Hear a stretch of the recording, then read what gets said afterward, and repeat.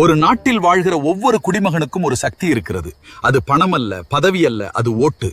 நாம் அளிக்கும் ஒரு ஓட்டு நாளைய நிர்வாகத்தை தீர்மானிக்கிறது. நாம் போடும் ஒரு முடிவு நமது குடும்பத்திற்கும், சமூகத்திற்கும், நாட்டிற்கும் எதிர்காலத்தை அமைக்கிறது. சிலர் நினைப்பார்கள், என்னால் மட்டும் என்ன மாற்றம் வரும் என்று. ஆனால் உண்மை என்னவென்றால், ஒவ்வொரு ஓட்டும் சேரும் போதுதான் மாற்றம் உருவாகிறது. ஒரு ஓட்டு போடாமல் விட்டால் அது ஒரு வாய்ப்பை இழப்பதற்கு சமம். ஒரு நாள் முழுவதும் நேரம் செலவழித்து வாழ்க்கையை பற்றி பேசுகிறோம். ஆனால் சில நிமிடங்கள் எடுத்துக்கொண்டு ஓட்டு போட மறந்து விடுகிறோம். அது சரியா? வாக்களிப்பது ஒரு சாதாரண செயல் அல்ல. அது நம் பொறுப்பு, நம் குரல், நம் எதிர்காலத்தின் அடித்தளம். யாரையும் பார்த்து ஓட்டு போட வேண்டிய அவசியம் இல்லை. யாருடைய அழுத்தத்திற்கும் உட்பட வேண்டியதில்லை. நாம் சிந்தித்து, நம் மனசாட்சி சொல்லும் வழி, நாம் நம்பும் நன்மைக்காக ஓட்டு போட வேண்டும்.